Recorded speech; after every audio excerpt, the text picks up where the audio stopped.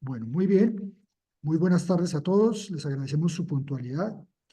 Vamos a desarrollar un panel muy interesante sobre confidencialidad y reserva en el arbitraje nacional e internacional. Nos acompañan unos excelentes panelistas, el doctor Rafael Rincón, el doctor Bernardo Salazar, el doctor Sebastián Salazar y como moderadora la doctora Molly García. Estaba invitada también la doctora María Angélica Burgos, pero tuvo que eh, excusarse por razones de un problema familiar.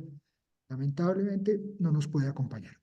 Pero aquí tenemos a cuatro grandes estrellas que nos van a ayudar con una extraordinaria moderadora. Entonces, doctora Molly, tiene usted el uso de la palabra. Gracias, doctor Juan Pablo, por todas esas flores. Pero bueno, muy buenas tardes para todos. Muchísimas gracias a ustedes por conectarse hasta ahora, después del almuerzo, que no es tan fácil para muchos. Muchísimas gracias al Comité Colombiano de Arbitraje, pues, por la invitación y, por supuesto, al Centro de Arbitraje al que represento. Pues, como lo mencionó el doctor Juan Pablo, hablaremos en este primer espacio de la tarde sobre la confidencialidad y la reserva en el arbitraje. Dos figuras que quizás pues van de la mano con la transparencia, pero que algunos autores últimamente han indicado que estos conceptos se oponen, incluso han dicho que existe una tensión evidente entre ambos. Vamos a hablar de esto y pues para empezar con el desarrollo de este panel hemos querido hacer como eh, una síntesis de las modificaciones recientes que han hecho los reglamentos de instituciones arbitrales sobre esta materia y para eso el doctor Rafael nos ayudará con este asunto. Adelante, doctor Rafael. Napoli, muchas gracias a usted por moderar este panel. Es un privilegio estar acá junto con el doctor Salazar, con pues los doctores Salazar, en este caso Bernardo y Sebastián, con María Angélica, a quien saludamos desde la distancia. Un agradecimiento también muy especial para el doctor Juan Pablo Cárdenas y el Comité Colombiano de Arbitraje por esta invitación. Como lo conversamos entre los panelistas, la idea ante todo es hacer una especie de, vamos, de análisis de este problema asociado a la confidencialidad o de las cuestiones asociadas a confidencialidad y reserva desde una perspectiva práctica. Y la práctica, digamos, muchas veces puede estar separada de las últimas tendencias doctrinarias o de las teorías eh, que prevalecen en este tipo de discusiones. Pero la tesis que yo traería es que cuando estamos hablando en materia de confidencialidad, uno sí puede ver que no hay una tendencia uniforme en darle un tratamiento a esta cuestión, si bien sí parece existir un consenso en la comunidad internacional en el sentido de que debe existir mayor legitimidad en el sistema de arbitraje comercial internacional y que la transparencia es uno de esos elementos para lograr esa legitimidad. Entonces, la pregunta es, ¿existiría un conflicto entre esa transparencia que le da mayor legitimidad al sistema de arbitraje comercial internacional con la confidencialidad? ¿O entendemos, por ejemplo, que un arbitraje confidencial puede ser también transparente? Y creo que en el fondo la discusión está en que para muchos estos eran dos bienes jurídicos antagónicos y para muchos, el sistema de arbitraje comercial internacional, una de sus principales ventajas era que supuestamente ofrecía un sistema de confidencialidad, una presunción de confidencialidad alrededor de este tipo de arbitrajes. La tesis, sin embargo, vino a ser revaluada con pronunciamientos de hace varios años en distintas jurisdicciones. Por poner un ejemplo, la Corte de Apelaciones de París, en el caso de Nafimco, estableció que bajo el derecho francés no existía una, llamémoslo así, eh, presunción expresa de confidencialidad en materia de arbitraje internacional. De manera que bajo el derecho francés se consideraba y se considera que no existe como tal una obligación de confidencialidad que esté ligada expresamente a un arbitraje comercial internacional. Y entonces la pregunta que surge es si la ley no lo establece. La ley aplicable, cuando hablemos de ley aplicable, tenemos que tener en cuenta las distintas leyes aplicables que pueden ser relevantes en un arbitraje internacional, si no tiene esa disposición expresa, entonces ¿a qué debemos voltear a mirar? Y entonces entra la cuestión del reglamento. Y cuando miramos muchas veces los reglamentos o las leyes aplicables o las reglas aplicables a los arbitrajes, pues encontramos que puede haber una tendencia, eh, yo no diría minoritaria, pero sí una tendencia que uno podría separar entre ciertos centros de arbitraje que no contienen obligaciones expresas de confidencialidad, pero que sí tienen algunas disposiciones para el efecto, versus otras tendencias de otros centros de arbitraje en donde sí pareciera existir esa regulación expresa en materia de confidencialidad y se busca que la confidencialidad sea una de esas ventajas predominantes en el arbitraje comercial internacional. Entonces, ya que empezamos con el derecho francés, tal vez nuestra siguiente parada lógica sería la Cámara de Comercio Internacional y el reglamento de la Corte Internacional de Arbitraje. Y ahí es importante establecer que el reglamento de la Corte Internacional de Arbitraje de la CCI no establece una obligación expresa de confidencialidad. De hecho, lo que el reglamento señala es que los árbitros están facultados y tendrán el poder de dictar órdenes en materia de confidencialidad cuando las partes así lo hayan solicitado. De manera que la posición del reglamento CCI pareciera ser una en la que esa cuestión se le da un tratamiento directo, o el reglamento básicamente lo que está diciendo es, son las partes las que tienen que ofrecer, o las que tienen que pactar, perdón, esa confidencialidad, porque el reglamento en su regla general, y salvo que las partes hayan pactado lo contrario, no establecerá esa presunción de confidencialidad ni esa regla precisa establecida en confidencialidad. Entonces, siendo eso así, en un arbitraje SSI, pues es común que cuando las partes están recién iniciando el arbitraje y hay un tribunal constituido, pues que una de las primeras cuestiones que se debe abordar, ya sea mediante una orden procesal o mediante el acta de emisión, los Terms of Reference, por su término en inglés, lo normal será que esa sea una cuestión que se entre a revisar desde el inicio. Quiero que el arbitraje sea confidencial o no, y si las partes así lo establecen para ese arbitraje, normalmente será una disposición que pueda estar o en esa acta de admisión o en una orden procesal que se pueda dictar para tal efecto. Puede que incluso no se llegue entonces a una visión en donde el arbitraje como tal sea confidencial, sino que se fijen las reglas o cierto tipo de reglas respecto de la confidencialidad de ciertos documentos. Y esto es común, por ejemplo, en arbitrajes con partes del derecho anglosajón o del derecho común, valga la redundancia, en donde existen ciertos principios de orden, eh, llamémoslo así, de una creación consuetudinaria, en donde se busca otorgar protección a cierto tipo de documentos. Y es común entonces encontrar en estos arbitrajes que uno de los principales temas que se discute desde el inicio es si ese tipo de reservas o de confidencialidad van a ser aplicables.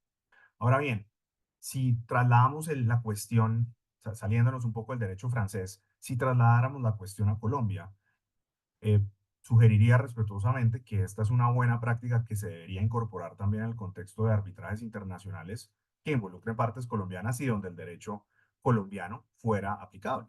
Porque sin duda alguna, y no quiero entrar a los temas que Sebastián y Bernardo van a tratar, pero uno de los temas centrales es qué tipo de reservas y de confidencialidades aplicarían en arbitrajes con partes colombianas y aplicando la ley colombiana. Y esa también ha sido una cuestión que ya no se deja, por ejemplo, para las etapas de producción de documentos o de solicitud de exhibición de documentos en el contexto del arbitraje, sino que las partes empiezan desde el principio a elaborar muy bien cuáles son ese tipo de reservas que se quieren incluir y que se quieren proteger.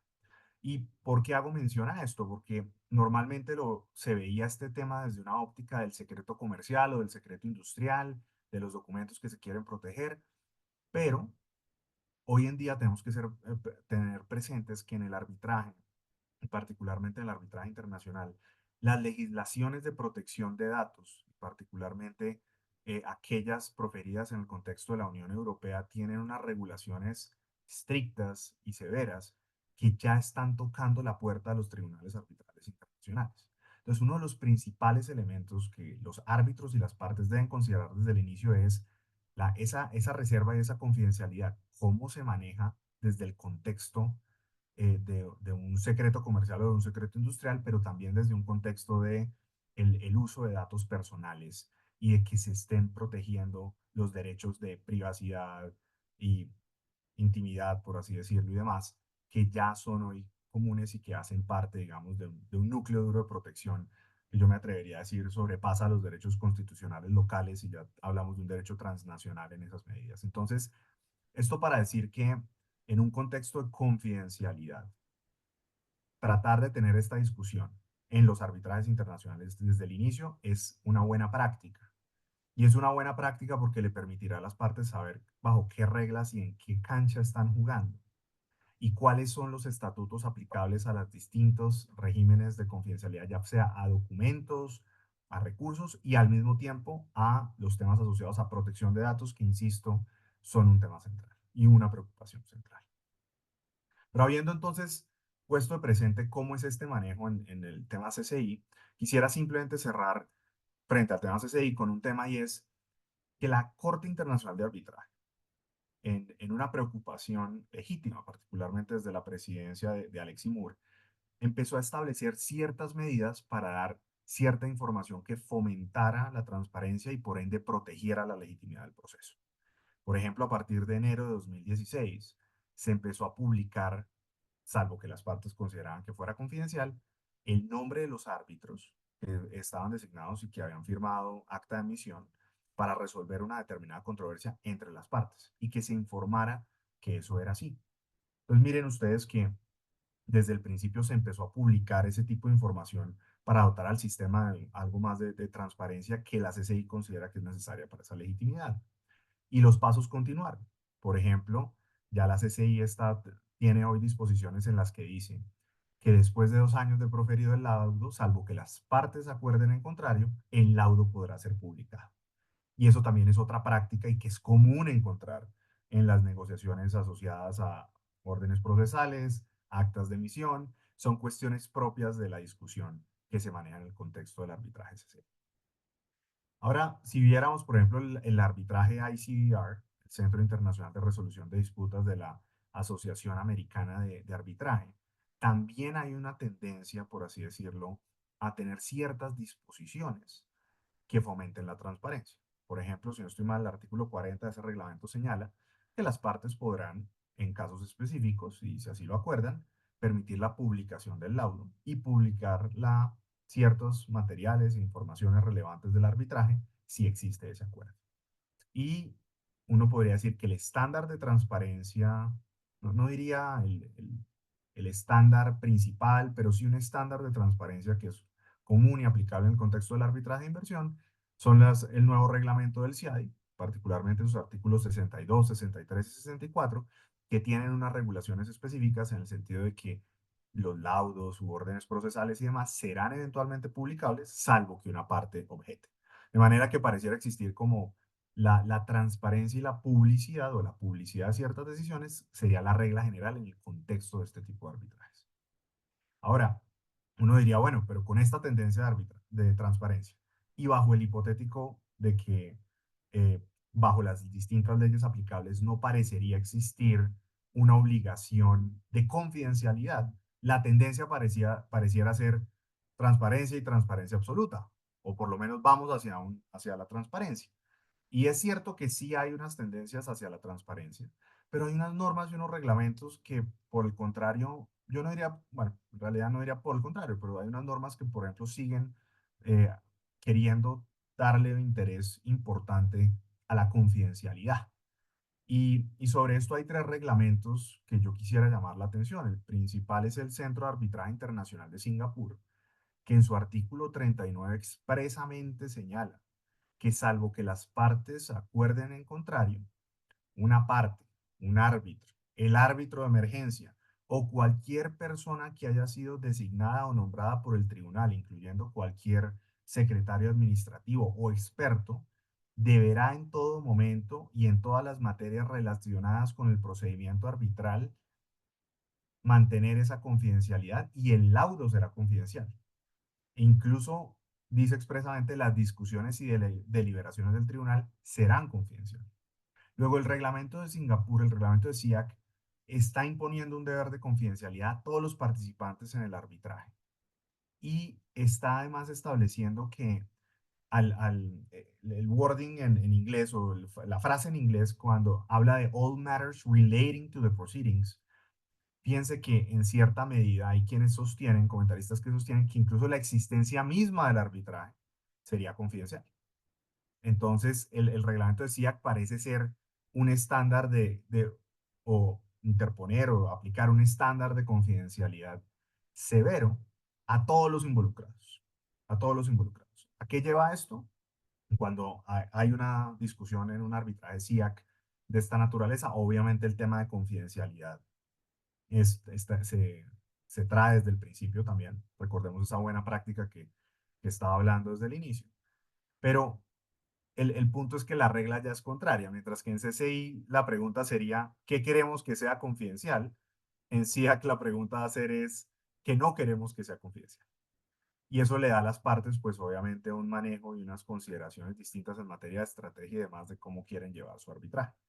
De hecho, este tipo de arbitraje SIAC, que no diría que si uno fuera a hacer un análisis de arbitrajes internacionales en América Latina, por ejemplo, SIAC no parecería ser un centro preponderante, pero recientemente es más común encontrar cláusulas sometidas a este tipo de reglamentos, particularmente partes asiáticas y partes del derecho común que tienen negocios en América Latina, traen este tipo de reglas arbitrales y creo yo que es una, digamos, es una tendencia que es importante también establecer. Luego en Singapur uno podría tener esa visión.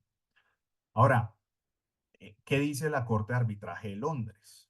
Y el artículo 30 en particular impone una regla de confidencialidad similar a la que establece el reglamento de SIAC, porque está diciendo expresamente ese artículo 30 que salvo acuerdo por escrito o por escrito expreso de las partes, como principio general se comprometen ellas a mantener la confidencialidad de todos los laudos dictados en el curso del arbitraje, así como de toda la documentación obrante en el procedimiento y la de cualquier otro documento presentado por otra parte litigante que no sea de dominio público, salvo en la medida que su revelación sea consecuencia de la solicitud de una parte en ejercicio de un derecho para proteger eh, para perseguir o proteger cualquier derecho a ejecutar o recurrir un laudo de buena fe. Entonces, ¿qué dice el reglamento?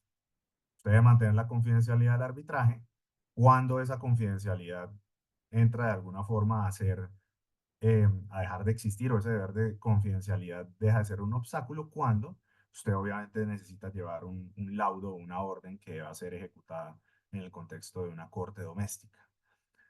El reglamento también dice expresamente, el reglamento de la Corte Internacional de Arbitraje de Londres, que las deliberaciones son confidenciales y en la medida, y se requiere obviamente una revelación de los miembros del tribunal para justificar el rechazo de un árbitro a participar en el arbitraje. Entonces miren ustedes que hay toda una serie de medidas para proteger esa labor de los árbitros y notoriamente la Corte del CIA no tiene una política similar como la tiene la CCI hacia la publicación de laudos, salvo que venga un consentimiento expreso de las partes en ese sentido.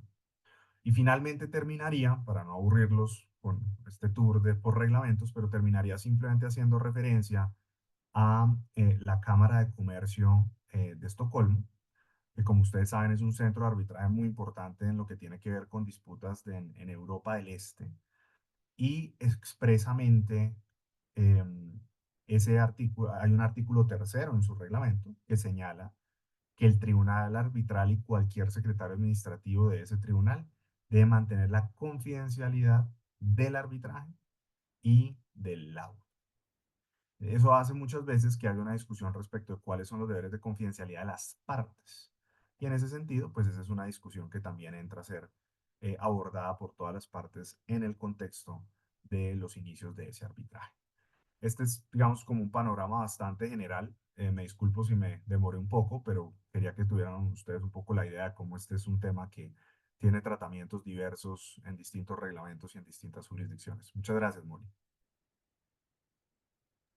Gracias, Rafael. Le pregunto a Sebastián o Bernardo si tienen algún comentario adicional antes de que pasemos al siguiente tema.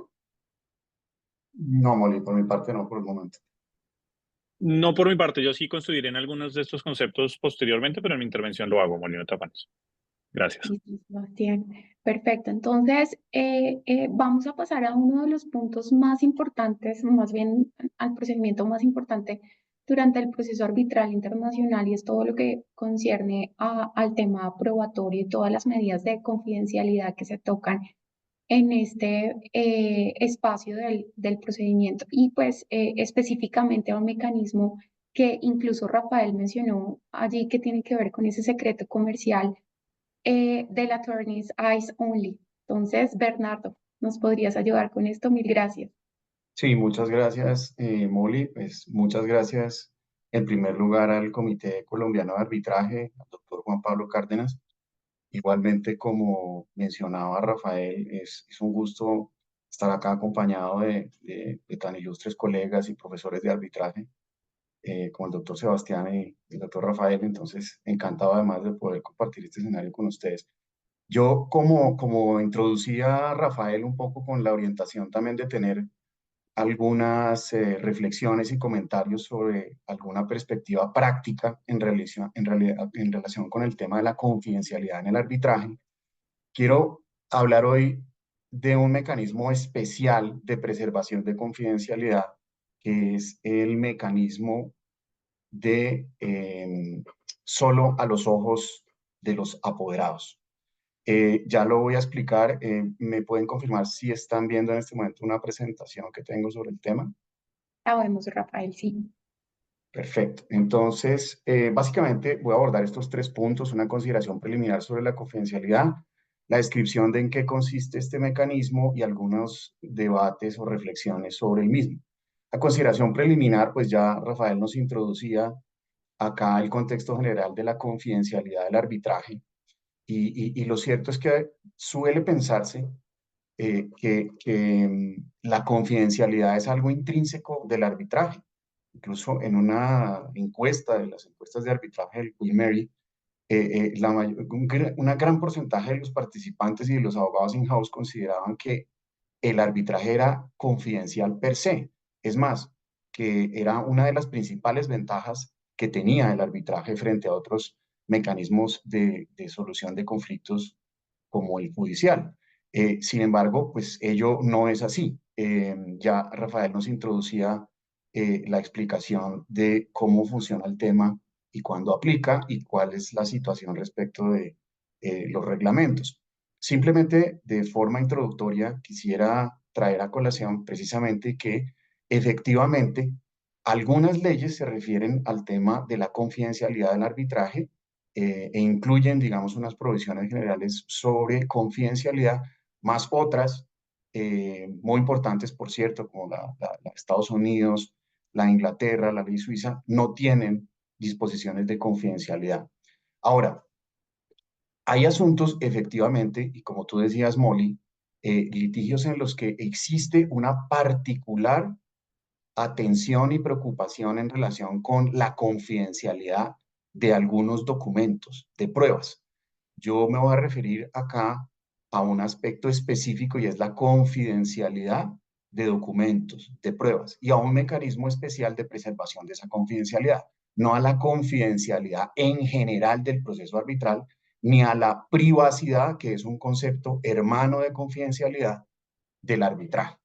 Y simplemente para ponerlo en contexto, bien saben todos ustedes que existen algunos documentos que contienen información muy sensible, información relacionada con secretos comerciales o industriales, información relacionada, por ejemplo, con márgenes operativos, datos personales. También nos mencionaba Rafael la importancia de los datos personales hoy en día, listas de clientes y proveedores, know-how, métodos de fabricación, planes de negocios o estrategias de publicidad, particularmente cuando los arbitrajes involucran a competidores o a participantes de un mismo mercado.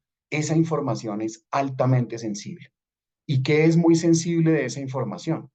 El acceso de la contraparte, siendo competidor, o siendo un interesado en esa información, no solamente para efectos del proceso, sino desde una perspectiva comercial.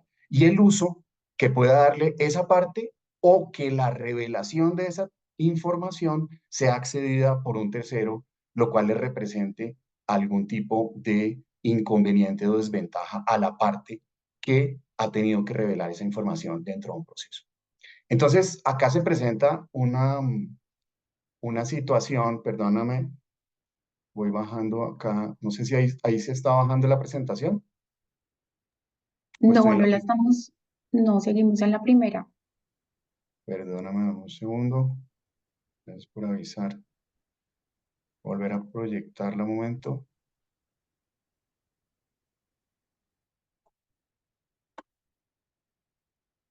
Ahí está proyectada Sí, la vemos. y ahí ya se movió, sí. Vamos en la tensión, la Sí, diapositiva de tensión del uso.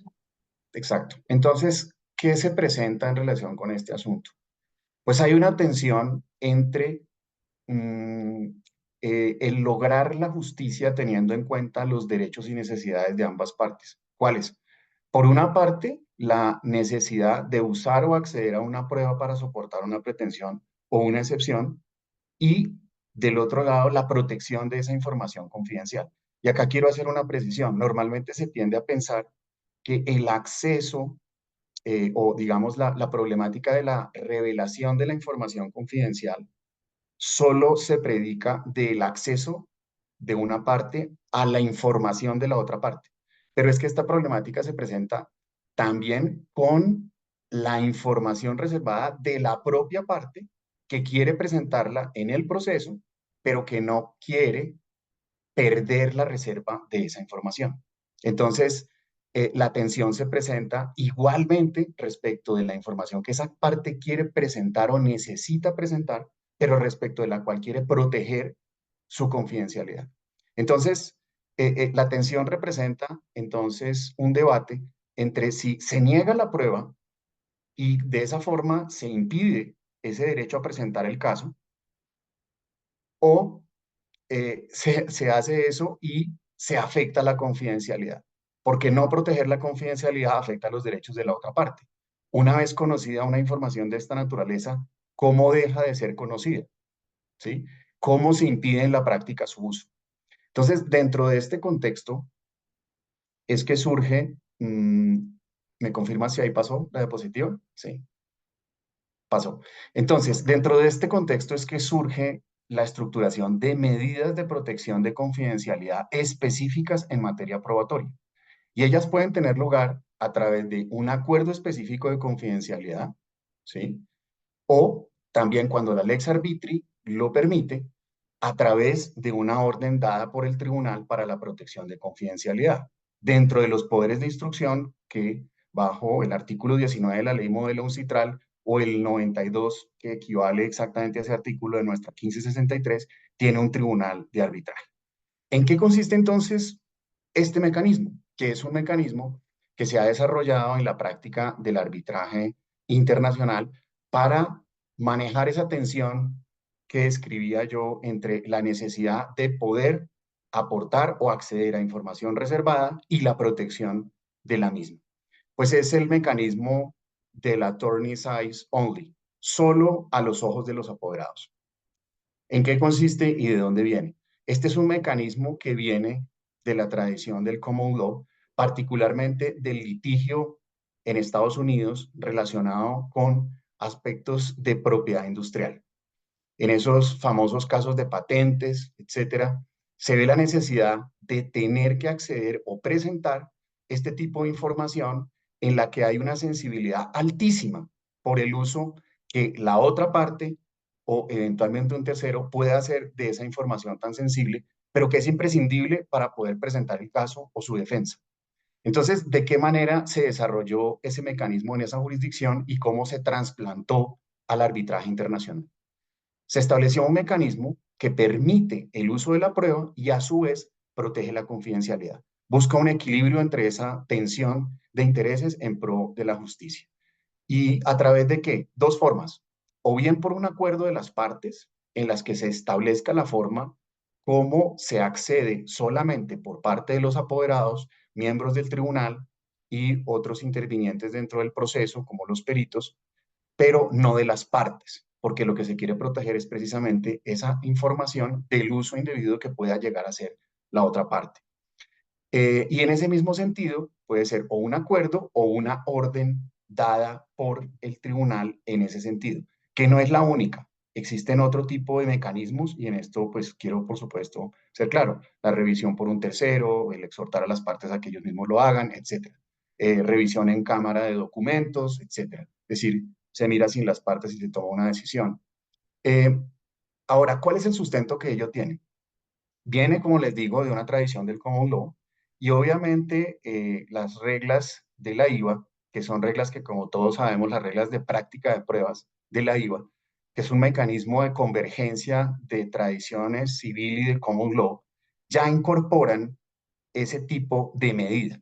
En esa medida, en la medida en la que las partes han acogido estas reglas, será posible aplicar este instrumento. ¿Dónde está? En el artículo 9, numeral 5, donde se legitima la protección de esas fuentes probatorias a través de la medida que el tribunal determine.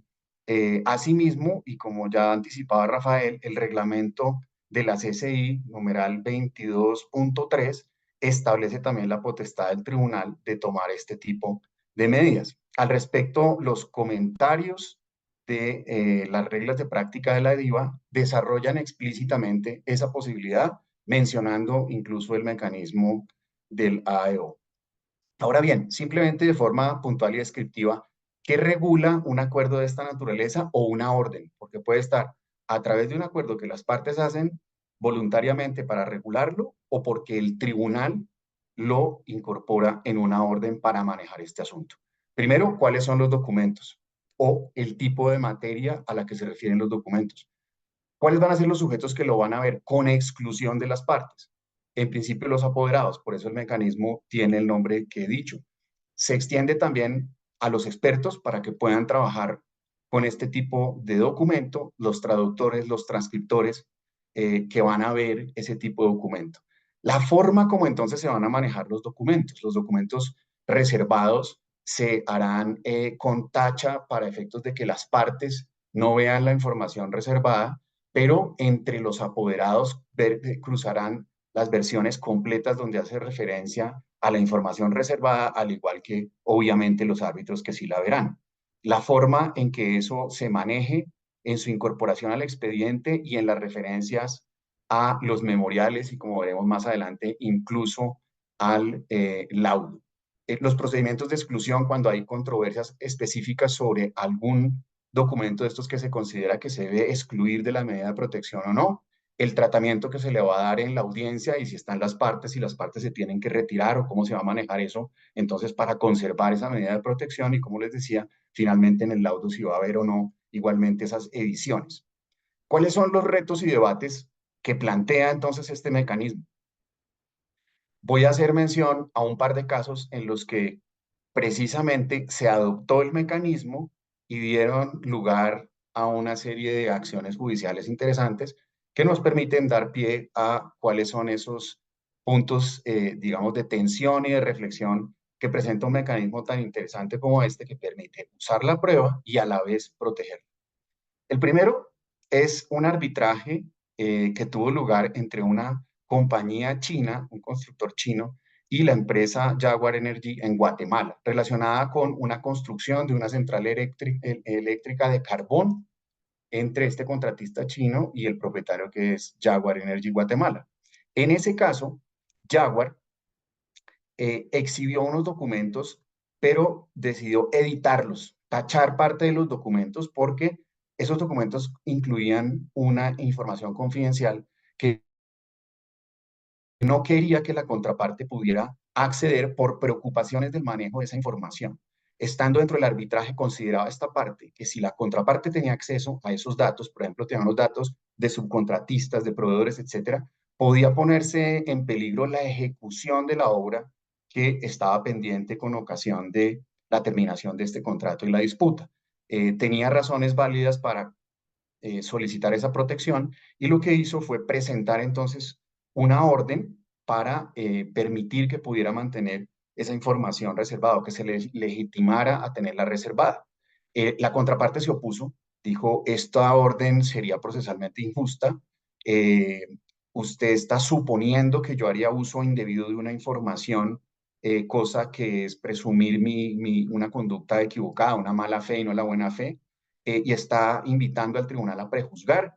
Y por último, ese es un mecanismo judicial usado por los americanos. ¿Usted por qué trasplanta esa cosa tan extraña a un arbitraje?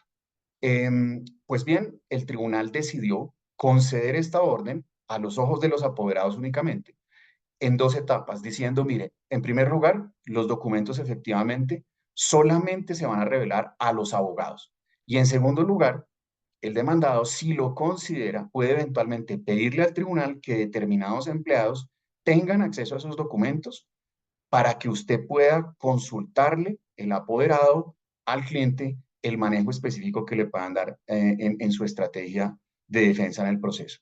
En este caso, el demandado nunca solicitó acceder a esa segunda etapa del procedimiento de reserva de documentos, y consideró que era viable el tribunal conceder esta medida porque el hecho de que proviniera de una práctica estadounidense no significaba que no fuera posible hacerlo en el arbitraje internacional. Ahora, ¿está pasando ahí la diapositiva? Sí. Confirmado, sí. Perfecto. La parte, entonces, demandada procedió a presentar un recurso de anulación. Y en ese recurso de anulación lo que adujo es que se le había afectado su derecho a presentar debidamente su caso, que no se había tratado con igualdad a las partes y que se había incumplido con la obligación de arbitrar de buena fe.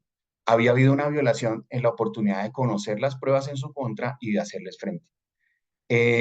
Al resolver este recurso, la Corte de Singapur estableció que el poder que tenía el Tribunal de Arbitraje para dirigir el proceso, por eso hice alusión anteriormente al artículo de la ley modelo y la ley colombiana, de dirigir el proceso, le daba un amplio poder de dirección, y que el escrutinio judicial se haría con mano ligera, dando una deferencia a ese manejo del proceso, y que solamente una vulneración radical del derecho a ser oído, que fuera grave o atroz, daría lugar a una anulación, considerando entonces que ese mecanismo de medida de protección no constituía una falta a la justicia de la gravedad que se especifica anteriormente para anular una decisión arbitral.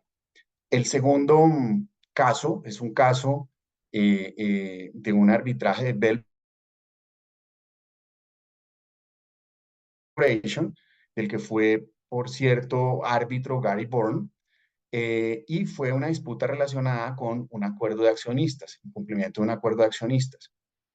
En este caso, el tribunal profiere una primera decisión en responsabilidad y luego un laudo en daños.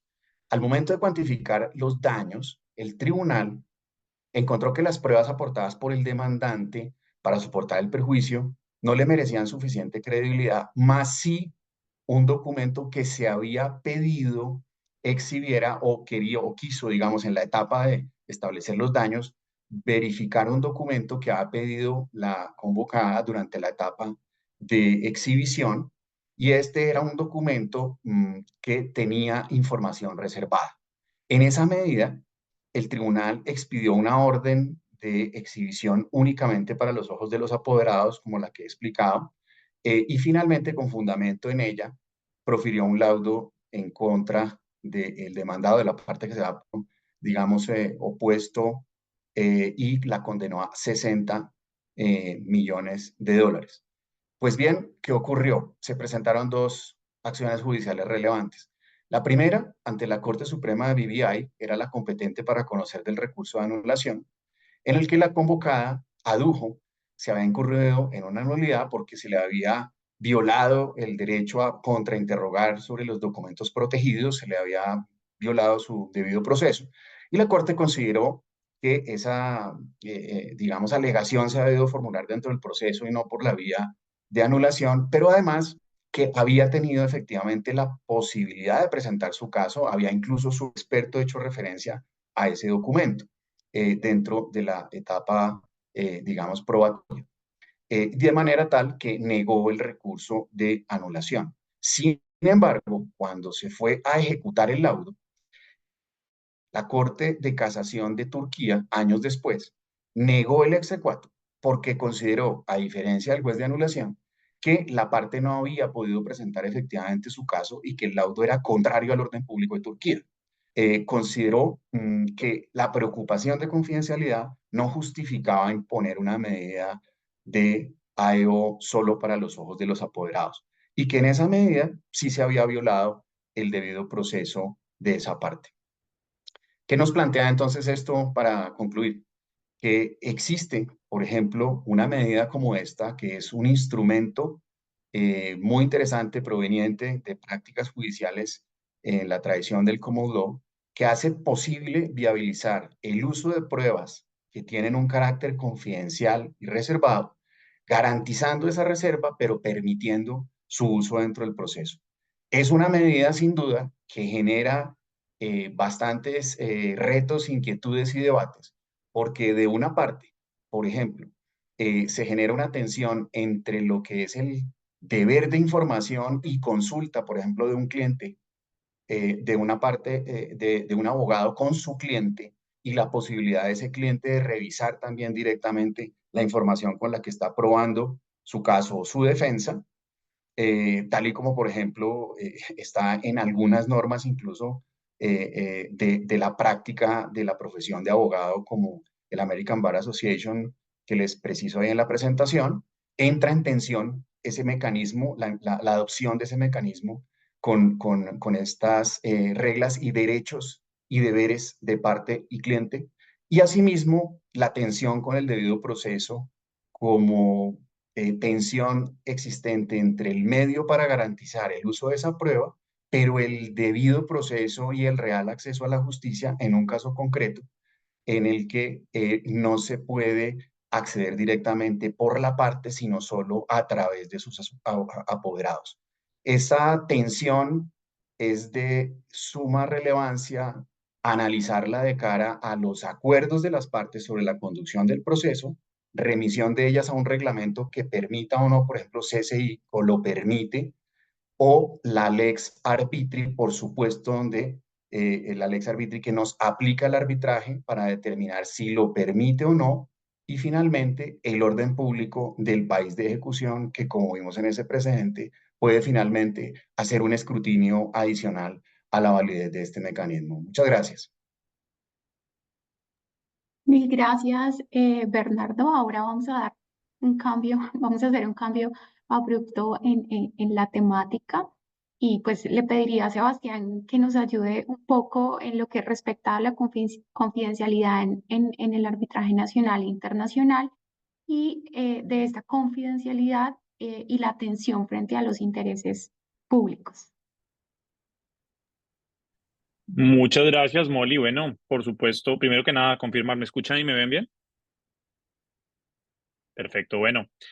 Difícil labor esta de seguir al doctor Rincón y al doctor Salazar después de estas fantásticas presentaciones, pero pues de verdad muchísimas gracias al Comité Colombiano de Arbitraje y al doctor Juan Pablo Cárdenas por la invitación. Es realmente un placer y un privilegio compartir panel con los doctores y infortunadamente no fue posible el día de hoy con la doctora María Angélica Burgos y pues por supuesto Molly contigo y muchas gracias por ayudarnos también y participar con la moderación de este panel. Yo la verdad no creo que el tema, o sea, el tema no es de acuerdo si lo vemos desde el punto de vista de los enfoques que se le han dado y de las aproximaciones que hemos tenido tanto en los temas que tocó el doctor Salazar como el doctor Rincón. El tema de las tensiones que hay entre la confidencialidad y los intereses generales, los intereses públicos, realmente no es o no es un tema en el que nos estemos refiriendo únicamente a intereses de Estado o a aquellos intereses en donde intervienen entidades estatales o recursos públicos. Precisamente y por el contrario, yo creo que el tema, y me pareció muy interesante plantear esto dentro del análisis de confidencialidad, es que cuando lo vemos desde el interés por confidencialidad que tienen las partes y que ya previamente nos comentaba el doctor Salazar, en efecto, con esos surveys que hace Queen Mary en el 2018, en efecto, se hizo uno en donde específicamente se trató este tema que ya comentaré un poco más, pero lo cierto es que mientras para las partes es sumamente importante el tema de la confidencialidad, lo cierto es que tenemos intereses encontrados o tenemos otros actores que en ciertos casos, en situaciones puntuales, pues no, o se ven afectados por esta confidencialidad o sufren las consecuencias de esta confidencialidad. Y entonces nos encontramos en un escenario muy curioso porque incluso en un artículo que publicó Breculakis hace tal vez menos de un año, lo que él comenta es que si no empezamos a prestarle un poco más de atención a los intereses de la comunidad en materia de acceso a la información en los temas de arbitraje, él de pronto un poco, me parece a mí que de pronto va un poco más allá, pero lo que él dice es que no estamos lejos a que consideraciones similares a las del famoso caso Acmea se empiecen a extender más allá del arbitraje de inversiones y empecemos a tener una reacción más fuerte hacia la transparencia y un poco como afectando ese interés que las partes tienen en la confidencialidad en el arbitraje.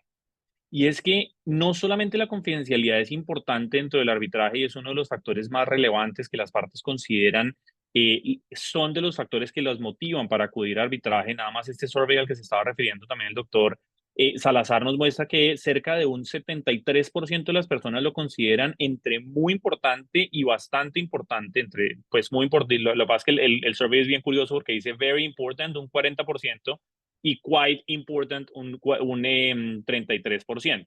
Por lo que terminamos con un 73% en total de personas que consideran que la confidencialidad sí es un tema importante en el arbitraje. Sin embargo, luego tenemos que solamente un 36% de las personas responden o meten la confidencialidad dentro de los tres factores más importantes. Claro, cuando entramos a compararlo ya con factores como la facultad de la ejecución de los laudos, la posibilidad de evadir ciertos sistemas legales o cortes nacionales, la flexibilidad o la posibilidad de las partes de escoger a los árbitros, pues por supuesto que la confidencialidad no es que palidezca. Lo que pasa es que en el arbitraje, por supuesto, y sobre todo en el internacional, hay otras cosas que para las partes son también muy relevantes y en algún sentido predominan. Y tanto así que, y esto también me parece muy interesante, precisamente yendo a lo que nos comentaba hace un momento el doctor Rincón, encontramos que dentro de ese mismo estudio se decía que un 74% de las personas consideraban que la confidencialidad en los reglamentos y en el arbitraje debía ser una norma de opt-out y no de opt-in. Esto quiere decir que las partes en ese survey, estas personas que participaron pues, como practicantes del tema arbitral, lo que manifiestan es que debería haber una presunción o una regulación a favor de la confidencialidad de la que las partes se tuvieran que excluir expresamente y no que tuvieran que pactarla expresamente para que ella aplicara, por lo que esto demuestra sí un fuerte interés de las partes en materia de la aplicación de la confidencialidad a sus decisiones y en general al arbitraje. Luego, en este sentido, nosotros nos encontramos con que las partes les toca en el entorno normativo actual en el mundo, son las partes las que tienen que tomar medidas, sea a través de las solicitudes que hacen a los tribunales, como los casos que nos contaba el doctor Salazar, o a través de pactar dentro de sus cláusulas arbitrales, sea de forma expresa o por referencia a un centro de arbitraje, la aplicación de reglas de confidencialidad. Esto quiere decir que, y acá, ¿qué estoy dejando por fuera? Pues el factor normativo. Las normas de arbitraje no en todos los países, es más, no es ni siquiera la regla que esté expresamente establecida dentro de la norma, criterios de confidencialidad que deban ser necesariamente aplicados. Y esto, por supuesto, desde el punto de vista del arbitraje internacional, uno podría pensar que es algo deseable, y explico por qué, en el sentido de que muchas veces en el derecho internacional se prefiere que las normas locales le permitan rango de maniobra a los particulares, precisamente por eso la flexibilidad es tan importante. Y uno diría, bueno, fantástico que este tipo de cosas se dejen a la autonomía de la voluntad de las partes. Pero es que es precisamente ahí donde viene uno de los puntos más importantes que quiero como estresar dentro de esta presentación, y es que la autonomía de la voluntad en el mundo en el que vivimos solamente llega hasta cierto punto. Las partes podrán acordarlo o los tribunales podrán decidirlo, pero siempre nos podremos encontrar como algunas decisiones de las que les comentaré ya un poco más adelante, o incluso por traer a colación también la decisión que trae el doctor Salazar de lo decidido en esta corte en Turquía. Si mal no recuerdo, el caso que nos presentaba era de una corte en Turquía, en donde nos encontramos con una apreciación distinta. Es decir, una parte quiere algo, el tribunal acepta esto y lo considera viable. Incluso en anulación no hay problema, pero luego el tema del encuentro del orden público y los intereses públicos se encuentran con la autonomía de la voluntad. Y como sabemos, la autonomía de la voluntad termina cediendo frente a las consideraciones domésticas de lo que es el orden público y los intereses públicos. Perdón, yo les podría pedir, creo que Dana Quiroga entró y tiene el micrófono abierto, tengo un poquito de ruido de fondo, le podría pedir por favor que nos ayudaran con silenciar el micrófono. Gracias, muy amables. Bueno, si lo vemos entonces desde el punto de vista normativo, nosotros nos encontramos que normas que contemplen expresamente la confidencialidad, encontramos la norma francesa con el artículo 1464, la norma española que incluye dentro de los principios ciertas reglas en materia de confidencialidad. A mí siempre me ha parecido muy interesante el caso costarricense, porque los costarricenses fueron muy juiciosos, se apegaron al tenor literal de la ley modelo cuando expidieron su ley de arbitraje internacional, pero hicieron una modificación muy importante. Y es que incluyeron el famoso artículo 38 de su norma específicamente con el propósito de tratar desde lo normativo el tema de la confidencialidad. Y lo hicieron, en mi opinión, de forma bastante amplia, en el sentido en el que el inciso segundo, por ejemplo, dice, salvo acuerdo expreso en contrario, el laudo, una vez que se encuentre en firme, será público. En él constarán los nombres de los árbitros y de los abogados participantes. Sin embargo, por protección de las partes, estas serán identificadas únicamente mediante sus iniciales. Entonces, esto no estoy diciendo que sea necesariamente deseable, estoy hablando de cuáles son, en qué forma estas normas vinieron a atender el tema de la confidencialidad, y esta norma me gusta traer la colación porque uno podría decir, oiga, de pronto no necesariamente deberían estar reguladas de esta manera estas normas. La norma peruana en su artículo 51 también desarrolla temas de confidencialidad, pero por el otro lado, quisiera también traer a colación, hay una norma sobre todo que no trata expresamente la obligación de confidencialidad, que no es una norma, como saben, aplicable directamente, pero que sí ha inspirado una gran cantidad de normas en el mundo, y es la ley modelo. En la ley modelo no se establece un artículo específico sobre la obligación de confidencialidad de las partes, testigos, no se dice nada sobre la publicidad de los laudos, etcétera, porque, nuevamente, eso se deja a la autonomía de la voluntad de las partes. Dentro de ello encontramos que el Arbitration Act del 96 en el Reino Unido, Colombia, México, Argentina, Puerto Rico, entre otros países, no contemplan expresamente la confidencialidad. Luego encontramos, y acá por un tema de cercanía reciente, cuando nosotros lo vemos desde, por ejemplo, el arbitraje en el Medio Oriente, encontramos que las leyes, por ejemplo, de Bahrein o de Qatar no regulan, precisamente por seguirse por la ley modelo, no regulan el tema, pero, y nuevamente en la línea de lo que nos decía el doctor Rincón, reglamentos de arbitraje como el del BCDR en Bahrein o el QICC en Qatar sí establecen la regla de confidencialidad, y únicamente saltan, entonces brillan la ley saudí y la ley de los Emiratos Árabes, en donde sí se establecen normativamente hablando ciertas reglas de confidencialidad. Y me parece importante traerlo a colación porque es que particularmente la norma de los Emiratos Árabes contempla la confidencialidad, pero nos dice que hay 3 excepciones. El deber legal de revelar, que sea necesario para proteger o perseguir un derecho, o al momento de la ejecución o de la presentación de recursos o de cualquier tipo de remedio en contra de un laudo. Entonces tenemos, y acá esto lo traigo a colación porque a mí las excepciones me parece que es lo que es importante aquí. Hasta qué punto y en qué momento las excepciones entran, se determinan localmente y pueden terminar generando ciertas afectaciones a ese interés de confidencialidad que tenían las partes. ¿Quiénes son esas partes? Y aquí yo quise también traer a colación un tema que me parece importante. No estamos hablando solamente de confidencialidad frente a la contraparte o frente a intervinientes en el trámite. Estamos hablando del acceso público a la información. Y dentro de eso tenemos que interesados pueden ser incluso futuras partes no relacionadas con el trámite arbitral que tienen el interés de acceder, por ejemplo, a posiciones de los árbitros, a posibles conflictos o dificultades que hayan podido tener los árbitros en ciertos casos, interesadas en estadísticas aplicadas en el tiempo, por ejemplo, para la designación de los árbitros y los pareceres al momento de emitir las decisiones, las corrientes que han venido aplicando respecto de un específico en un sistema jurídico y las decisiones que se han tomado en la materia, por lo que no solamente la práctica, las empresas, sino también, aparte de eso, la academia y sobre todo un tema muy importante, los consumidores en las legislaciones que han contemplado el arbitraje de consumo, tienen sujetos especiales de protección que tienen intereses, si bien abstractos, de acceso a esta información que se da o que se puede dar en los arbitrajes. Entonces, la confidencialidad no es que sea legalmente obligatoria, no es que haya una presunción absoluta de confidencialidad, pero sí los reglamentos de arbitraje tienden a convertirlo en una suerte de regla, es decir, no es un principio de aplicación absoluta, es una regla que se suele dar en los arbitrajes y los reglamentos la suelen contemplar. Y entonces encontramos que en algunos casos esta confidencialidad, cuando llegamos a las Cortes Nacionales, tienen ciertas tensiones precisamente con el propósito de atender ciertos intereses. El problema es, y el fondo de toda esta discusión, radica en que no hay uniformidad sobre cuáles son los criterios de excepción, de excepciones a la confidencialidad.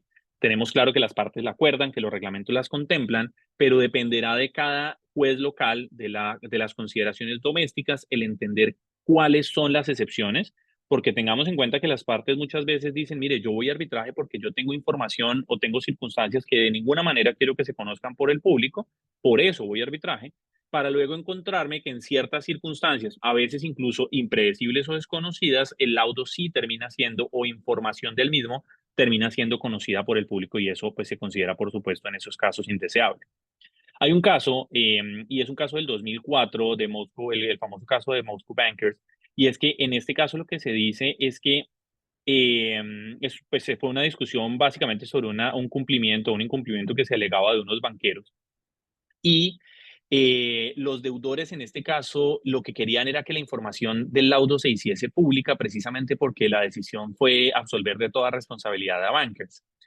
Los demandantes no querían que el laudo se publicara porque alegaban que los sustentos de la decisión les iban a ocasionar daños en afectaciones en el mercado.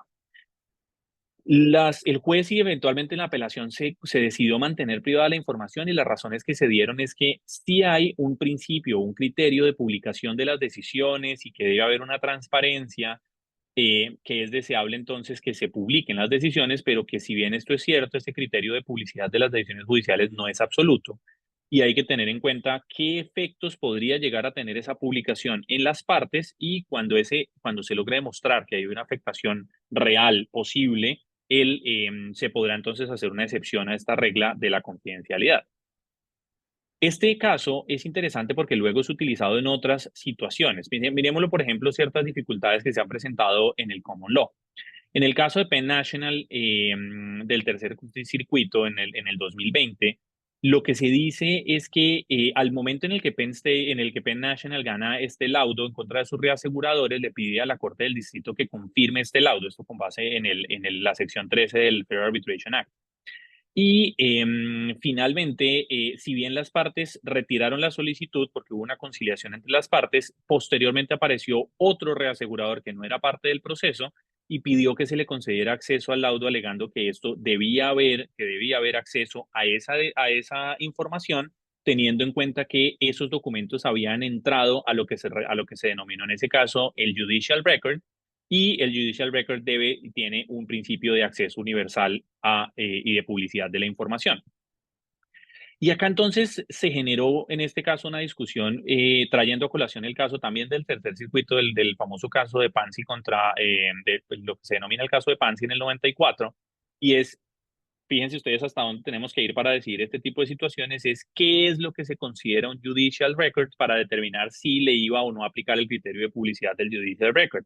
Y se entró en una discusión muy de fondo de lo que se considera, lo que algunos podrían considerar un tecnicismo, de si se entra al récord cuando el tribunal o la corte hace uso del material o cuando el material por cualquier razón llegó a ser parte del expediente. Entonces, lo que quiero con esto es estresar fíjense hasta dónde la discusión llega y qué tanto las partes pudieron haber estado confiadas en que realmente, o cómo pudieron haber previsto que esta situación iba a llegar hasta tal punto en que la información no iba a ser pública. Esto claramente lleva a una incertidumbre. Hay un caso muy interesante también, es un caso del 2021, que es el del Manchester City Football contra la Premier League. Y es que este caso primero utiliza el caso de Moscow Bankers de 2004 que les acabo de comentar como un sustento. El City, el equipo de fútbol, alega en ese caso que no una obligación de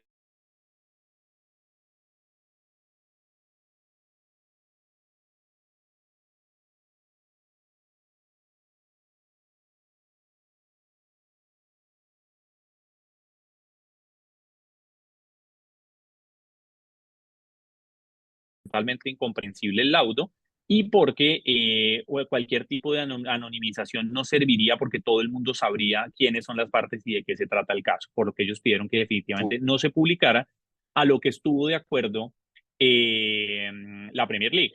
Y en este caso, lo que se dice es que la expectativa de confidencialidad de las partes es un factor que se debe tener en cuenta, pero no es determinante, aun si ambas partes están opuestas a que se pueda publicar. Y la decisión que finalmente se toma es, la razón que da el English Court of Appeals al final fue que sí habría, que no entiende que se ocasione ningún daño con la publicidad de la información por varias razones respecto de la información que se encontraría contenida en la decisión, pero sobre todo porque sí se beneficiaría en el sentido de que se permitiría el interés público en determinar cómo se resuelven las disputas entre la Premier League y los que son sus clubes miembros. Entonces, el texto esto es traducción mía, pero dice, es deseable que cualquier decisión sea hecha pública con el propósito de asegurar que haya un escrutinio público y transparencia en la administración de justicia. Posteriormente, en el caso Radisson contra Ayad en el 2023, lo que se alegaba acá era Radisson lo que decía es que había habido una falta de imparcialidad por uno de los árbitros, dado que se pudo probar que había tenido comunicaciones ex parte con un experto presentado por una de ellas, pues por la contraparte, claramente. En este caso, la decisión se basó en la decisión de Manchester City del 2021 y lo que se dijo fue que el laudo se iba a publicar, la decisión se iba a publicar en su totalidad sin ningún tipo de redaction, porque hay un interés público y es importante que el público entienda cómo las cortes aplican la ley con el propósito de mantener la imparcialidad en la conducta de los árbitros. Entonces, posteriormente, para analizar solamente algunos otros casos que me parecen también muy interesantes, hay un caso del Charter Institute of Arbitrators, en donde el CIARB le requirió a la Corte inglesa que le permitiera acceso a la información de un árbitro porque tenía la intención de tomar medidas disciplinarias en contra de uno de sus miembros. Y en este caso, la Corte permitió la publicación y entregó la información al Charter con un sustento en el interés de la justicia y con el propósito de sostener que el interés de la justicia iba por encima de la confidencialidad en el caso concreto. Y así sucesivamente podemos encontrar, tenemos un caso en el de la Corte Suprema de Western Australia, que es el caso de Right Prospecting, que también me pareció muy interesante porque nuevamente, y también en este caso desde Australia, lo que se dice es que la confidencialidad no aplicará cuando los documentos sean necesarios para que una parte pueda ejercer una debida defensa y por lo tanto prima el interés de la adecuada administración de justicia. En desarrollo de todas estas decisiones que se terminan tomando, y acá hay un caso también muy interesante, un caso en Australia, que es el caso de ESO, Australia Resources contra Plowman, en donde nuevamente se dice que es importante que la información se mantenga en secreto, pero se le da facultades a los tribunales y a los jueces para que decidan en qué casos y bajo qué circunstancias esto habrá de ser así. Cuando lo llevamos al tema del derecho del consumo, encontramos, por ejemplo, el relato que se hace en el Yale Law Journal, en donde se habla de todas estas tensiones que ha habido respecto de la publicidad de las decisiones en materia de consumo en los Estados Unidos y las posiciones que han tomado, por ejemplo, el Noveno Circuito en California, en donde, por ejemplo, cláusulas como la obligación de confidencialidad en contratos de consumo fueron consideradas abusivas o excesivas, mientras que fue una posición contraria a la que tomaron los circuitos segundo, tercero y quinto, donde entendieron que cláusulas que obligaban a todas las partes a mantener confidencialidad de la discusión eran cláusulas naturales y razonables en el marco de un arbitraje dada su naturaleza. Luego, algunos estados como California en el 2014 emitieron ciertas regulaciones en donde en estos casos de consumo, y claramente acá quiero dejar de lado el tema de los class actions en el consumo porque pues realmente es un tema mucho más donde hay mucha mayor complejidad en el tema de la confidencialidad y la balanza se inclina fuertemente hacia la publicidad y la transparencia, pero California tomó en el 2014 una revisión de estas regulaciones del 2004, estableciendo qué criterios y qué asuntos sí debían ser publicados en todos estos casos. Y esta misma corriente de California fue tomada por Maryland, por Maine y por el Distrito de Columbia. Sin embargo, esto tomó ciertas variaciones, es decir, las reglas no son iguales y en algunos casos, por ejemplo, se establece un término de 5 años de publicidad de la información, mientras que en otro ahí pues también se obliga a que se publique no solamente el contenido o quiénes son los árbitros que resolvieron, sino el lugar donde se llevó a cabo el arbitraje. Entonces, en este sentido y con este recuento, yo con el propósito de cerrar, porque creo que ya estoy también algunos minutos pasado del tiempo que amablemente se me concedió, yo creo que, a modo de conclusión, mi aproximación al tema es que yo creo que es importante que también avancemos, como en efecto lo podemos encontrar en el Código de Buenas Prácticas Arbitrales del Comité, del Club Español del Arbitraje, en donde creo que es importante que el soft law también venga desarrollando ciertas recomendaciones de comportamiento o desarrollo de las actividades de los árbitros. ¿En qué sentido? Creo que es claro que existe una tensión entre la confidencialidad y los intereses públicos para acceso a la información por los motivos que he explicado. Creo que es claro que las Cortes en ciertos casos pueden tomar consideraciones alternas o diferentes que han venido tomando cierta línea, por ejemplo, con lo que pasa con el caso de Manchester United, el del Manchester City, perdón. Y en últimas, pensaría uno que tal vez uno de los elementos que me parece importante tener en cuenta es la redacción de los laudos en sí mismos. Y es que, como lo decía el Manchester City en sus alegaciones, un laudo o una decisión no necesariamente se debería convertir en ininteligible como consecuencia del ejercicio del redaction, sino que por el contrario, si los árbitros y las partes tuvieran presente esta necesidad de acceso público a la información de las decisiones, si bien no necesariamente de las partes ni de su información confidencial como pruebas, etcétera, es decir, no estamos hablando de una total como publicidad de todos los asuntos que se presentan en el arbitraje, sino solamente de algunos elementos puntuales. Yo creo que una buena práctica hacia el futuro podría ser construir la idea de que es importante que los laudos sean en el futuro, se tenga en cuenta la necesidad de ese ejercicio de redacción posterior y por lo tanto se facilite la labor del ejercicio de redacción en el sentido de que los laudos puedan ser publicados con mayor facilidad cuando desde el principio son redactados con la intención de ser publicados teniendo en cuenta los elementos sensibles que hacen parte de la confidencialidad. Y en este caso, seguramente, y acá me meto un poquito de pronto, Molly, con los asuntos que se tratan dentro del centro, pero seguramente en alguna ocasión les habrá tocado hacer el ejercicio de hacer un redaction de laudos y la verdad es que anonimizar laudos sin que los mismos le den demasiada información al público sobre lo que sucede, pero dejando que se pueda entender el fondo de la decisión, eliminando todos estos como criterios, no es un ejercicio sencillo y por lo tanto es muchas veces porque es que los laudos ni siquiera se redactan pensando en su futura anonimización ni en su futuro redaction para su publicación. Por eso es que quería presentar el tema bajo ese enfoque. Entonces, bueno, me pasé un montón del tiempo, me excuso con ustedes, pero realmente me pareció un tema bastante interesante para abordar. Muchas gracias, Sebastián. Le pregunto a Bernardo y a Rafael si tienen algún comentario sobre lo que acaba de comentar Sebastián. Listo, perfecto. Entonces pasamos al último tema, que es uno de los puntos en los que queríamos abordar la confidencialidad y es el asunto de las nuevas tecnologías y la inteligencia artificial y el uso de pues una gran cantidad de plataformas que quizás en algún sentido pueden o no violar la confidencialidad, reserva o transparencia del arbitraje, no solo por el uso de las partes y sus representantes, sino también de los árbitros. Entonces yo le doy la palabra, empecemos yo creo que por Rafael sobre este último tema.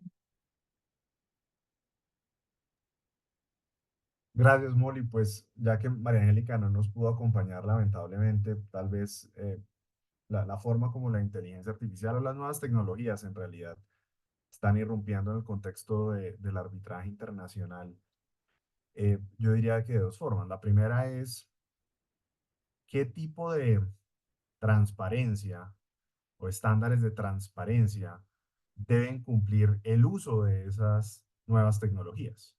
Si se utiliza cierto tipo de tecnologías, ya sea para la deliberación del tribunal, para la escritura de un laudo, para llamémoslo así, para la organización del procedimiento. La pregunta central que se debe hacer es, ¿esto es algo que es propio del fuero interno de un tribunal o es algo que debería revelarse, regularse? Y desde esa perspectiva, cómo, desde luego, abordar esto entre las partes. Y ese es uno de los temas que, sin duda alguna, muchos centros internacionales de arbitraje, y también sé que desde el punto de vista de la Cámara de Comercio de Bogotá, es una pregunta cada vez más frecuente, que es objeto de amplios debates y que sin duda alguna está llevando a una consideración particular, y es hasta qué punto esto debe ser objeto de una regulación, ya sea en un reglamento, o si por el contrario se debería utilizar ese soft law que Sebastián ponía como ejemplo en varias instancias para que pudiera cubrir esas materias. Y hasta qué punto eso es algo que, mejor dicho, cuál va a ser la mejor forma de abordar este tema. Y el segundo punto que yo llamaría la atención sobre el tema de las nuevas tecnologías es si el hecho de implementar o de utilizar este tipo de tecnologías es en sí mismo una vulneración a las eventuales confidencialidades que se puedan haber pactado. Porque hasta qué punto el usar esas tecnologías, esos softwares y demás, llevan a que la información deje de ser confidencial y se estuviera vulnerando algunos de esos presupuestos y protecciones. Luego, ese también es un segundo punto y es un segundo problema que yo quisiera manifestar, y que creo que es otro reto central. Dependerá mucho del tipo de regulación y de la ley aplicable y del alcance que estas tecnologías vayan a tener. Y sin duda alguna, pues esas son como las dos de las preguntas que quedan, que lamentablemente María Angélica no está para abordarlas, pero que sin duda son temas de reflexión y que van a marcar buena parte de los debates en los próximos años o meses, tal vez. Gracias, Rafael. Sí, y así es. Definitivamente en los centros nos tenemos que hacer esa pregunta si incluimos o no esos asuntos en las próximas reformas. Bernardo, sigues. Muchas gracias, Molino. Simplemente un comentario muy puntual relacionado con el tema, y creo que es el tema de confidencialidad, de cómo se incorporó en los reglamentos o se hicieron modificaciones para tener la confidencialidad y solo excluir la confidencialidad cuando las partes así lo establecieran.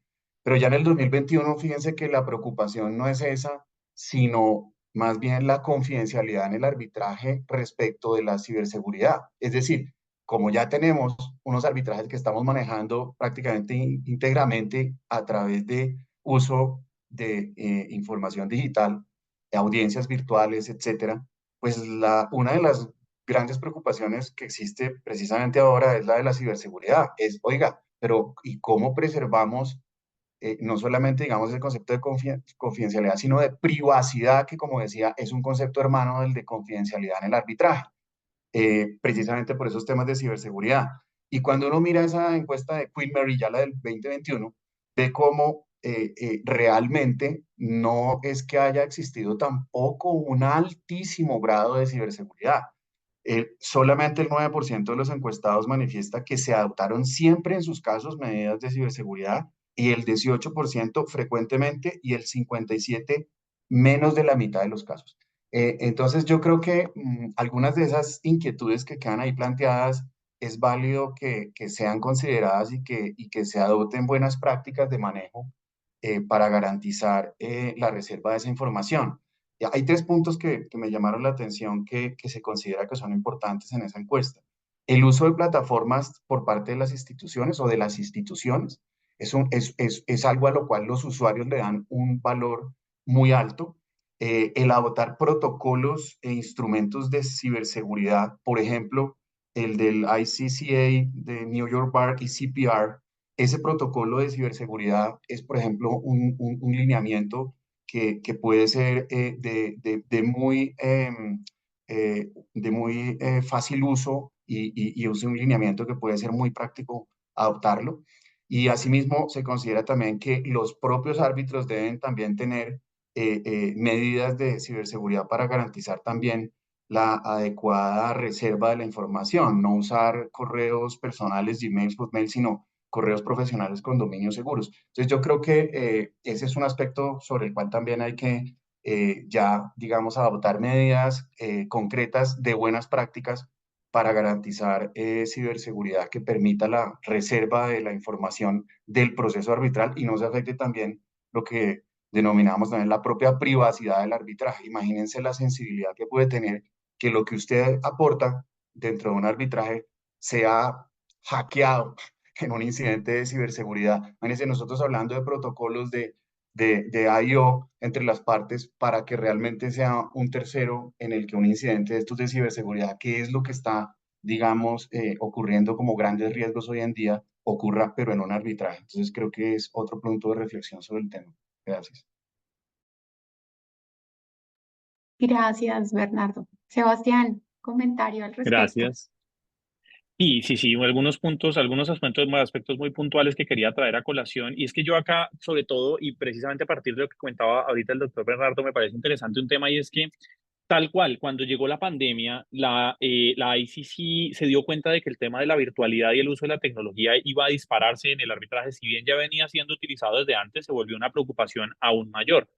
Y recuerdan ustedes que a los primeros meses de la pandemia tuvimos con algunos proveedores del servicio, por ejemplo, de comunicación virtual, algunas preocupaciones sobre temas de seguridad, de acceso a la información, de encriptación de archivos. Es decir, ahí hubo como ciertas dificultades en su momento. La ICC en ese momento tomó la decisión de crear un grupo de trabajo con el propósito de actualizar las recomendaciones sobre uso de la tecnología que se tenían en el momento, pero con un enfoque que me pareció a mí en su momento muy interesante. Y digo, me pareció muy interesante porque aparte de eso, yo tuve el placer de hacer parte de ese grupo de trabajo que terminó profiriendo este documento, que se terminó llamando el documento, o el reporte sobre Leveraging Technology for Fair, Effective and Efficient International Arbitration Proceedings. Y en este caso, este documento no se enfocó solamente en el uso de la tecnología, sino tenía dos propósitos muy importantes y me parece, si alguien tiene eso por su documento, por supuesto es público, si tienen a bien darle una revisada, creo que es un documento muy interesante por dos razones. La primera es que no se habla solamente del uso de la tecnología por el hecho de que sea necesaria, sino que el enfoque, precisamente como el nombre lo dice, es cómo hacer que la tecnología no se convierta en una barrera para una de las partes frente a la otra o un impedimento para que el tribunal y partes puedan hacer o desarrollar sus actividades de forma normal. ¿En qué sentido? En el sentido de los costos, de la complejidad, de la necesidad del uso de la tecnología en ciertos casos, porque el acceso a mejores herramientas tecnológicas puede perfectamente también determinar una ventaja de una de las partes sobre la otra en escenarios como, por ejemplo, el tema de las famosas reuniones o audiencias híbridas, ¿cierto? En donde los números muestran que si bien las audiencias híbridas son perfectamente posibles y deseables, lo cierto es que hay que tomar medidas técnicas adicionales para que las personas que no se encuentran en la sala no tengan una desventaja frente a las personas que sí se encuentran en ese momento en la sala. Cosas como estas. Pero es que dentro de este análisis y el segundo punto es que este reporte no es solamente un reporte de la situación, sino que se convirtió en un documento pensado para ser utilizado de forma práctica en el día a día de los árbitros. Y en el documento, en los anexos, se establecen y se incluyen redacciones, formato o modelo que los árbitros o tribunales podrán utilizar al momento de atender la inclusión de tecnología dentro de sus trámites arbitrales y se dan recomendaciones sobre el momento en el que debe plantearse y la forma en la que debe establecerse o regularse o pues recomendaciones. Claramente esto está sujeto a modificaciones de redacción o a no ser utilizado del todo, son solamente recomendaciones en donde se propone, oiga, mire, usted debería atender este tema, por ejemplo, de ciberseguridad en este momento y debería eventualmente proferir o proponer que la redacción de la orden procesal diga esto en este sentido con el propósito de que las cosas sean claras. Este documento, en efecto, hace una remisión directa a el documento al que mencionaba el doctor Bernardo hace un momento de la ICCA, del NYC Bar, y a esos criterios pues de encriptación, de seguridad de la comunicación y algunos de ellos todavía sobre también, por supuesto, la seguridad de los documentos cuando son físicos y la seguridad del transporte de los documentos virtuales, pero cuando se hace por medios físicos, como el caso de USBs o discos duros, pues materiales, o también de seguridad cuando se utilizan plataformas o proveedores para compartir archivos pesados a través de Internet.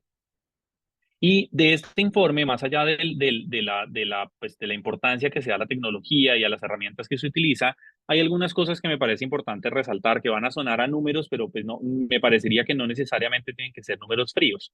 Por ejemplo, En cuanto a porque acá se hicieron unas encuestas a todos los comités nacionales en el mundo y se obtuvieron respuestas bastante interesantes sobre el uso de la tecnología. El 49% de las personas ya para el 2022 más o menos todavía o considera que una de las grandes limitaciones al uso de la tecnología es que estas personas todavía prefieren el contacto humano al momento de realizar sus audiencias. Hay un 42% de personas que todavía tienen preocupaciones por la integridad de las pruebas testimoniales cuando se practican de forma virtual. Un 45% de personas que se preocupan por las diferencias horarias, y vean que la diferencia horaria no es que sea tan grave, y un 26% solamente se preocupa por la ciberseguridad de los trámites. Dentro de los números y entre los números curiosos, un número bastante significativo de los árbitros manifestó tener o haber tenido algún tipo de incidente con la confidencialidad de la información, que normalmente se da, esto no quedó directamente en el reporte, pero no es que sea privado ni confidencial, y es que una de las principales razones en donde se dan este tipo de inconvenientes es las personas que te vienen mandando un correo por error a la persona que no es o copiando a quien no deben en un correo electrónico. Entonces son cosas tan básicas, no estamos hablando acá de física nuclear, ni estamos hablando de cosas realmente como muy complejas, sino estamos hablando de prácticas bastante sencillas de cosas que uno debería, o sea, de errores humanos, por supuesto, pero pues de ciertas prácticas o protocolos que igual todo el mundo debería poner en práctica. Pero, por ejemplo, en cuanto al acceso a las plataformas de videollamada para hacer las audiencias, el 93% de las personas dijo que para ellos lo más importante era la facilidad de uso y la facilidad de ingreso a las plataformas, cuando solamente un 50% consideró importante la seguridad de la información a través de la plataforma y el acceso a la plataforma misma para acceder a los documentos. Si se fijan, esto todavía muestra que esa labor, es decir, eso que decimos, pregonamos de que todo el mundo tiene clara la ciberseguridad como un tema necesario e importante, lo cierto es que no solamente todavía no está del todo generalizado el uso de prácticas de ciberseguridad, sino que aparte de eso, la sensibilización que se busca hacer y que es uno de los principales propósitos de esta ICCA que mencionaba el doctor Bernardo, todavía no logra del todo el propósito de llegarle a todos con el mensaje de que esto es algo verdaderamente importante y relevante. Sobre las soluciones tecnológicas que más utilizan las partes, el 65% de las personas dijeron que sí hacen acuerdos sobre ciberseguridad e intercambio de la información con sus contrapartes, principalmente todo el tema de generar protocolos para claves electrónicas, pues claves para el acceso a ciertos documentos. Y el 65% también manifestó que realizan acuerdos sobre qué plataformas utilizar para compartir la información, dando prelación o importancia al tema de la seguridad de la información en dichas plataformas. Ya con esto cierro, perdóname otra vez, Molly, pero el 79% de las personas todavía manifiesta que utiliza USBs o discos duros para manejar o para movilizar información de un lado al otro. El 83% nos dijo, o sea, también respondió que entre siempre y regularmente utilizan copias físicas de los documentos que les son enviados o por lo menos parte de ellos. Lo que pues claramente también abre una nueva línea también de asuntos de seguridad de la información y es por supuesto la destrucción de las copias, la atención que se debe tener a las mismas y el famoso tema que me parece siempre muy curioso, que es el tema de las protecciones contra el visual hacking, y es que también se recomienda tener cuidado de quién le está viendo a uno los documentos, porque parece que hay gente que tiene una vista de águila impresionante y puede pues básicamente revisarle a uno el celular a distancia. Entonces, todo esto para decir, y con eso sí cierro, el reporte de la ICCA, que es muy conocido, es decir, que todos quienes hemos como tratado de abogar por este tema de la ciberseguridad y que en efecto hace parte integral de lo que es este reporte, solamente el 48% de las personas dijo que lo conocía o sabía cuáles eran los efectos o importancia de estos criterios sobre ciberseguridad del bar de Nueva York. Entonces, esto como portaré algunos números y algunas como percepciones de cuál es nuestra real situación hoy en día sobre el uso de la tecnología y la ciberseguridad. Gracias, Sebastián. Yo sé que nos queda un minuto, pero quiero comentarles que tengo un comentario interno que me parece muy importante. Ya cerramos esa etapa de pruebas, pero hay algo que se utiliza en las cortes norteamericanas que se llama el privilege log, y tiene que ver un poco con estos temas de confidencialidad y los asuntos propios del discovery en los trámites.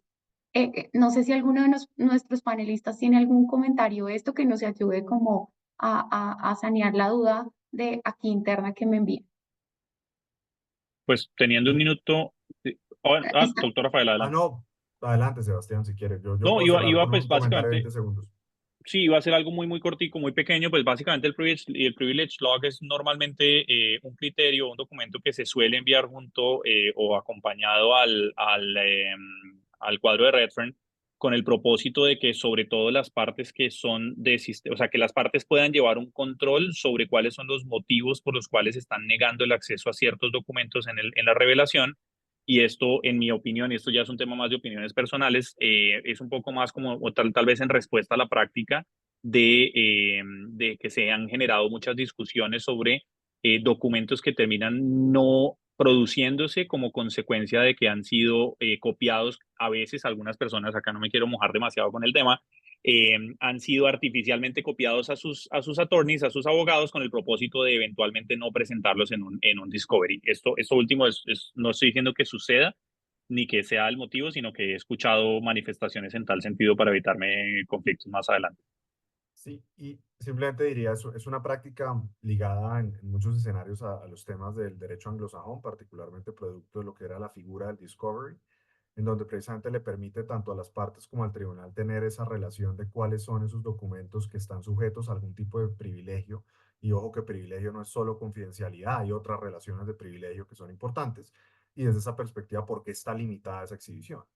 Ahora, hay un tema interesante. Hoy en día, dentro del contexto del privilege log, se ha considerado en algunos escenarios que no es suficiente para manejar todas esas preocupaciones que pueden ocurrir con ocasión de documentos que sean verdaderamente confidenciales o sujetos a reserva.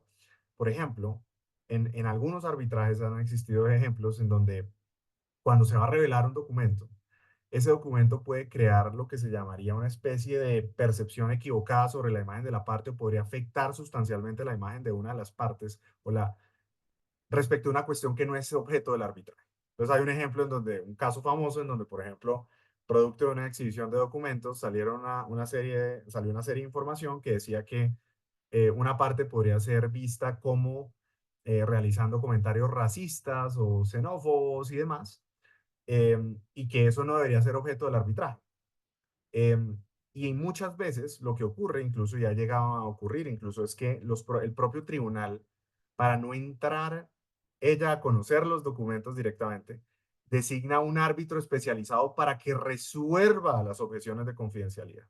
Entonces el tema se vuelve tan sensible en estos escenarios que hasta el propio tribunal está dispuesto a decir, ¿sabe qué? Esta cuestión designemos a un tercero que resuelva para establecer si efectivamente aquí hay una objeción válida de confidencialidad o de reserva, o si por el contrario es un documento que deberíamos conocer para que eso no llegue y contamine la mentalidad del tribunal en todo caso al momento de tomar la decisión. Porque si el tribunal resuelve, pues igual ya conoció el documento y si, independiente de si decretó o no su exhibición, pues ya lo conoció y eso podría llegar a afectar su deliberación y su proceso de toma de decisiones. Entonces es otra figura que también creo que es bastante útil en este contexto. Cierro con eso. Gracias, Rafael. Bernardo, no sé si nos querías aportar algo por ahí. No, yo creo que con lo que dijeron ellos dos es suficiente. No, muchas gracias. Listo, entonces muchísimas gracias Rafael, Sebastián y Bernardo por este espacio. Al comité de nuevo extendemos un agradecimiento por esta invitación y doctor Juan Pablo, el escenario es suyo. Muchas gracias, Mori. Y de verdad, muchas gracias a todos. Fue muy ilustrativo todo el conocimiento que nos transmitieron sobre un tema que es delicadísimo y que a veces se vuelve una batalla campal en los tribunales internacionales. Muchas gracias por toda esa información que nos han suministrado. Vamos ya en unos minutos a iniciar el siguiente panel. Muchas gracias. Hasta luego, muchas gracias.